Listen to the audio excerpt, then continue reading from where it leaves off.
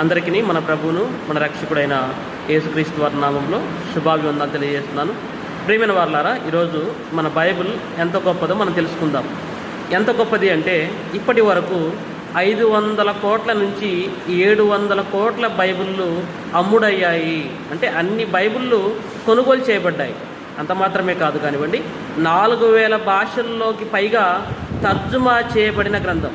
అంటే మరి క్రొత్త నిబంధన కానివ్వండి, పాత నిబంధన కానివ్వండి, బైబిల్లోని వివిధ పుస్తకాలు కానివ్వండి, మొత్తానికైతే 4000 భాషలకు పైగా తర్జుమా చేయబడింది. 4000 భాషల్లోకి. ఇంకా మరి పరిపూర్ణంగా బైబిల్, పూర్తి బైబిల్ 66 పుస్తకాల సమూహంతో కూడినటువంటి బైబిల్ గ్రంథము 776 భాషల్లోకి ఇప్పటి వరకు 2025 సంవత్సరం నాటికి తర్జుమా చేయబడింది. ఇంకా మరి ఉచితముగా కోట్లాది బైబిళ్ళు ఇప్పటికీ మరి ముద్రించబడి అనేకులకు ఉచితముగానే పంచబడుతున్నాయి. అంటే బైబిల్కి దరిదాపుల్లో కూడా ప్రపంచంలో మరి 100 కోట్ల పుస్తకాలు ఉన్నప్పటికీ బైబిల్కు ఉన్నంత పేరు, బైబిల్తో సమానముగా ఏ పుస్తకము కూడా ఇప్పటికీ రాలేదు, రాబోదు కూడా.